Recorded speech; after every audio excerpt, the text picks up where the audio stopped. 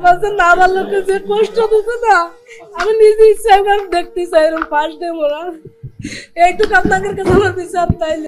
মাগুরাশি ধর্ষণের ঘটনার প্রধান অভিযুক্ত হিটু শেখের বিচার নিয়ে সারা দেশে ব্যাপক আলোচনা চলছে। ইতিমধ্যে জনপ্রিয় নায়ক শাকিব খানও এই বিষয়ে মুখ খুলেছেন। সূত্র বলছে, হিটু শেখ সহ অন্যান্য অভিযুক্তদের দ্রুত শাস্তির দাবি উঠেছে সর্বস্তর মানুষের কাছ থেকে।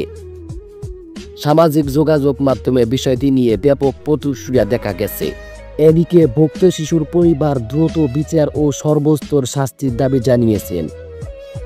শাকিব খান বলেছেন, এই ধরনের অপরাধীদের সর্বস্তর শাস্তি হওয়া উচিত, যাতে ভবিষ্যতে কেউ এমন জঘন্য কাজ করতে সাহস না পায়।